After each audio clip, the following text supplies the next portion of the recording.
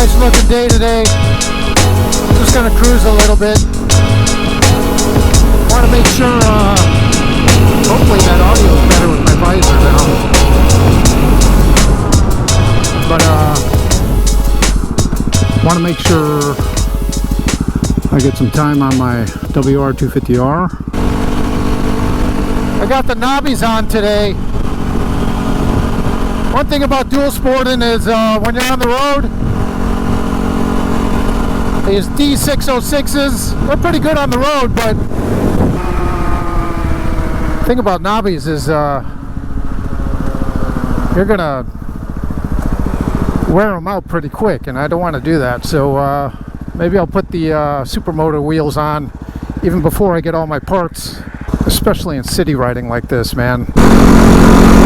I mean, these DOT tires are pretty good on the turns, but I'm not going to push it. I'd rather be on supermoto wheels. I mean, I know these knobbies are DOT, but they're knobbies, right? They're going to wear down on the street. And if I'm going to wear down knobbies, it better be in dirt. That's, I guess, my thinking. The exhaust behind this Tesla, it's killing me. Given this is mostly a dirt-oriented vehicle with street, I guess, capabilities, I'd like to enhance the street capabilities with the idea of swapping out the wheels. Now, I could swap out the wheels and keep the rims, basically put road tires on, you know, the dirt rims, or I could just swap out the rims entirely, which seems like a better proposition because the supermoto rims paired with the WR250R look pretty tight. I mean, I like that look. I also like the DRZ, but I don't have a DRZ, and they make that trim from factory, the DRZ 400 SM. They don't make the WR250RX anymore, but I'm gonna make it. I'm gonna make this boy an X. Well, I'm gonna make this girl an X. She's an R-rated dual sport. Now she's going to be an X-rated dual sport.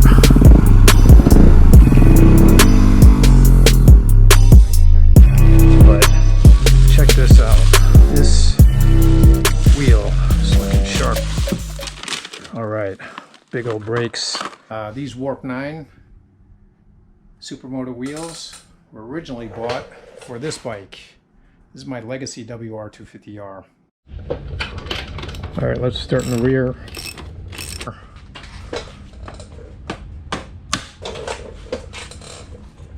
Okay, let's loosen this up. I'll just loop it around here for now. All right, okay, hold the, there we go. Spacer.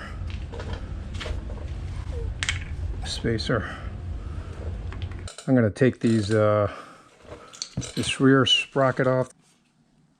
Got the sprocket off, so I'll take this 49 tooth sprocket off, replace it with the original 47 tooth sprocket, maybe a T45.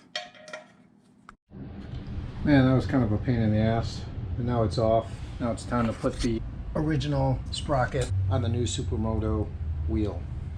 Original sprocket, new wheel is on, all torqued up. These wheels will have to wait till another day. But this one's ready to get put on. Open up these brakes a little bit, see if I could slip this guy in. All right, let's put the spacers in. Well, this is gonna take some coaxing. Let's see now. What the heck? Well, about 5 minutes of coaxing that thing in. The brake here kept fighting with the brake pads, and then the spacers kind of kept bumping up against the bottom of this brake bracket. I think the trick is make sure you get the disc in between the pads first, push it all the way in, loop the chain around the sprocket, and then I always use my feet kind of lifting it and trying to, you know, play with the spacer and the axle here to at least get it this far, but I'm just gonna have to tamp it in. All right. Oh, here we go. Oh, WR. Look at that.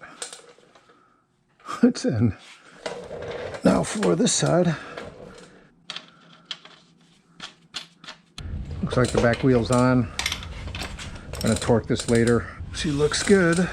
Finally, old sprocket, new rim. All I could say is, it's like changing the tire. Just gotta be patient. Now time for the front. Gonna loosen that nut. Yep. That nut comes undone. 10 mil socket. Just gonna loosen these. Do the other side. Okay. There we go. Okay, spacers. We'll put that there. That there.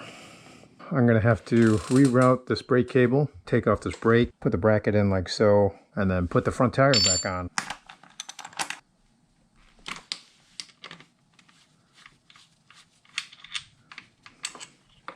Now that I got the brakes off, we're gonna reroute the cables outside, put this bracket on with the new hardware. I suppose it's like that. And then we'll put on the new assembly here. There's a rerouting of the brake assembly. I got the bracket in there, the OEM bolts screwed into the bracket, and then the Warp 9 supplied these additional bolts that I attached to the actual brake assembly. Also rerouted the brake cable, so it's on the outside. Now it's time to put the wheel on. See how this goes. Okay. Let's see how this puppy bolts on. This spacer goes here. This spacer goes here. Gingerly put it back. It's gonna take some coaxing for sure. All right, I'm gonna have to put the camera down, but I'm gonna have to try and put this brake disc into those brake pads, aligning the spacers, which just fell off, to the hole. So good luck with that. All right, here's a trick. This thing is being a pain in the butt, so I took off the fender. That'll give me a little bit more working space to put this caliper back onto this oversized disc. So I'll need a few minutes for that. All right, well that was a pain in the ass. What I did was, first I took off the brake assembly here off of these bolts, because just trying to fit the tire in with this already attached to the bracket made a lot of work. So I ended up basically taking that bracket off, taking the caliper off the bracket, and then slip the wheel on with the axle, you know, part of the way in, so at least that's a fixed object. And then I put the caliper on top of the brake disc, and then bolted it down to the extension bracket. Now, I don't know if that's the right way to do it. Looks like it's spinning okay, but it's you know, I'll put it back together, torque it all up, and see how that looks. Took a whole evening to swap out those wheels, but it was worth it. Well, how's she look? New WR250R supermoto. Early morning today on a weekend. Gonna take her for a ride. I think she looks pretty good. The gold with the forks. I don't know, let me know what you think. WR250R converted to supermoto with Warp 9 17-inch wheels. It's not fast. She may be slow, but she's fun as hell.